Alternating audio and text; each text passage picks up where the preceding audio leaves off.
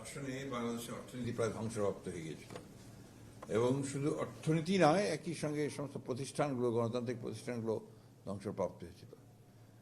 মাঝখানে interim government তারাও ঠিক সেইভাবে দেশকে, যেটাকে আমরা বলি যে একটা ট্র্যাকের মধ্যে ফিরিয়ে নিয়ে আসা, সেটাতে তারা ব্যর্থ হয়েছে, যার ফলে সমস্ত একটা ভঙ্গুর অর্থনীতি, একটা অলমোস্ট একটা অগোছালো অ্যাডমিনিস্ট্রেশন, প্রশাসন এবং অর্থনীতির চরম দুরবস্থার মধ্যে দিয়ে কিন্তু বিএনপি সরকার গঠন করেছে এবং দায়িত্ব এসে পড়েছে বিএনপি সরকার উপরে।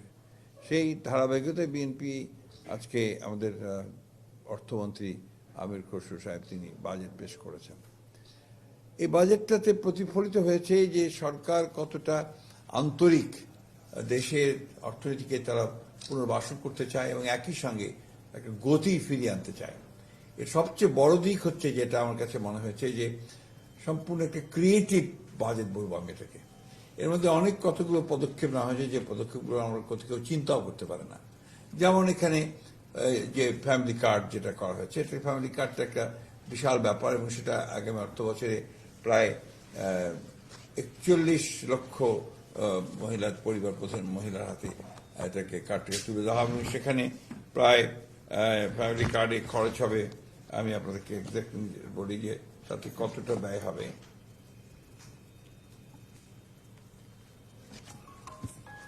41 লক্ষ পরিবারকে দেওয়া হবে 2,500 টাকা করে এবং এখানে 1,44,338 কোটি টাকা বরাদ্দ করা হয়েছে। এটা আগামী বছর, এরপর এটা বাড়তে থাকবে এবং একটা সময় আসবে যখন পুরোটাই কাভার করা হবে। ঠিক একইভাবে কৃষক কার্ড করা হয়েছে, আপনারা জানেন 2,500 টাকা করে কর দেওয়া হবে। মসজিদ ও অন্যান্য উপাসনালয়গুলোতে 2,55,666 জনকে প্রতি মাসে সম্মানী প্রদান করা হবে এবং আপনারা জানেন যে সবই খাল খনন কর্মসূচির মধ্য দিয়ে একটা কৃষিতে সেচের ব্যবস্থা, আপনার পানি সংরক্ষণের ব্যবস্থা, একই সঙ্গে মৎস্য চাষ বা এই ধরনের বিষয়গুলোকে আবার উৎসাহিত করা হয়েছে। সবচেয়ে বড় আমার কাছে যে জিনিসটা ভালো লেগেছে, যে আপনার দেশীয় উৎপাদনের ক্ষেত্রে যারা বিভিন্ন খাতে উৎপাদন করতে যাবেন, বিনিয়োগ করতে যাবেন, তাদেরকে যে প্রণোদনা দেওয়া হয়েছে, এটা আগে কখনো দেওয়া হয়নি এবং সমস্ত কর রেয়াত দেওয়া হয়েছে এবং অন্য সব রকমের সুবিধা প্রদান করা হয়েছে। এবং যেখানে যেগুলো আমাদের দেশে উৎপাদন হয় সেগুলোকে প্রোটেকশন দেওয়ার জন্য বিদেশ থেকে আমদানি করার ব্যাপারে কিন্তু সেখানে কর আরোপ করা হয়েছে, অর্থাৎ প্রোটেকশন পুরোপুরিভাবে দেওয়া হয়েছে। কৃষির ক্ষেত্রেও আপনারা কিভাবে করা হয়েছে এবং আমাদের যেটা ক্রিয়েটিভ যে ইকোনমি যেটাকে বলছে তারা, এটা অত্যন্ত নতুন ধরনের একটা চিন্তা ভাবনা। এই স্পোর্টস ইকোনমিতে আপনারা বলছে জাতীয় দলের খেলোয়াড়দের মাসিক সম্মানী প্রদান করা হচ্ছে, নতুন 20 স্পোর্টস আয়োজন করা হবে এবং ইন্টার স্কুল খেলাগুলোকে আবার চালু করা হচ্ছে। একই সঙ্গে আপনার 12 থেকে 14 বছরের প্রতিভান ক্রীড়া শিক্ষার্থীদেরকে বৃত্তি প্রদান করা হবে এবং 64 জেলায় 64 স্পোর্টস ভিলেজ প্রতিষ্ঠা করা হবে। এগুলো সম্পূর্ণ নতুন চিন্তা এবং একই সঙ্গে আপনার সংস্কৃতির ক্ষেত্রেও কিন্তু একইভাবে আপনার সংস্কৃতিকে পুরোপুরিভাবে একটা ইকোনমির মধ্যে নিয়ে আসার চিন্তা ভাবনা করা হচ্ছে। এগুলো হচ্ছে আপনার সম্পূর্ণ নতুন চিন্তা ভাবনা। যেমন একটি গ্রাম একটি পণ্য উদ্যোগের আওতায় মৃৎশিল্প, বুনন শিল্প, শীতলপাটি, শতরঞ্চি সহ সব ধরনের ক্রিয়েটিভ পণ্য চিহ্নিতকরণের উদ্যোগ নেওয়া হয়েছে, সেগুলোকে বাজারজাতকরণের ব্যবস্থা করা হবে। লোক সংস্কৃতি হস্তশিল্পের আন্তর্জাতিক বাজার প্রসার করার চেষ্টা করা হবে। ঢাকার পূর্বাঞ্চলে 160 একর জায়গার উপর পিপিপি মডেলে বিশ্বমানের একটা ক্রিয়েটিভ হাব স্থাপন করা হবে। এই জিনিসগুলো হচ্ছে আপনার, আমি মনে করি যে সম্পূর্ণ নতুন ধরনের চিন্তাভাবনা, এগুলো আমাদের ইকোনমিকে বহুদূর সামনের দিকে এগিয়ে নিয়ে যাবে। কর্মসংস্থান বৃদ্ধি করার সমস্ত চেষ্টা করা হয়েছে। এখানে এসএমই খাতের বিকাশের সহজ শর্তে ঋণ বিতরণ করা হবে আপনার 2,000 কোটি টাকা। প্রবাসী কর্মীদের সামগ্রিক কল্যাণ নিশ্চিত করে প্রবাসী কার্ড দেওয়া হবে। হাইটেক পার্কে 15,000 জনের কর্মসংস্থান সৃষ্টি করা হবে। গ্রামীণ সড়ক সংরক্ষণে 400 কোটি টাকা, 35,000 নারীর কর্মসংস্থান সৃষ্টি হবে, যে রাস্তাগুলোকে আপনার কেটে ড্রেসিং করে গ্রামীণ, যেটা আপনার আমাদের এলজিইডি এবং অন্যান্য ডিপার্টমেন্ট করে। এইভাবে আপনার প্রায় প্রতিটি ক্ষেত্রে দেখবেন যেখানে কর্মসংস্থান বৃদ্ধি, উৎপাদন বৃদ্ধি এবং আপনার বিনিয়োগ বৃদ্ধির ব্যাপারটা এখানে প্রধান হয়ে দাঁড়িয়েছে। বিনিয়োগ আকর্ষণ করার জন্য সব রকমের ছাড় দেওয়া হয়েছে।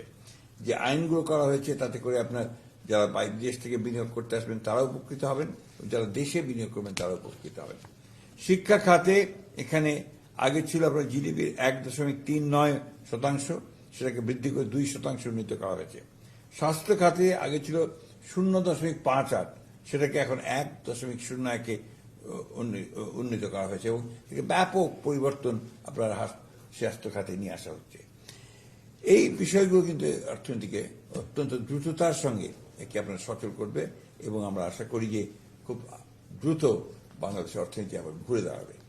আমাদের প্রধানমন্ত্রী জনাব তারেক রহমান সাহেবের নির্দেশে, তার চিন্তা ভাবনাগুলোর মধ্যে নিয়ে আমাদের অর্থমন্ত্রী আমির খসরু সাহেব অর্থ মন্ত্রণালয়ের সকলের সহযোগিতা নিয়ে বিভিন্ন স্টেক হোল্ডারদের সঙ্গে কথা বলে আমার মনে হয় যে আপনার বাজেটটা করা হয়েছে। এই বাজেটটা মূলত হচ্ছে আপনার উৎপাদন বান্ধব, বিনিয়োগ বান্ধব এবং ব্যবসা বান্ধব। এটা আমার কাছে সবচেয়ে বড় করে মনে হয়েছে এবং এই ধরনের বাজেট আমরা আগে কখনো দেখিনি।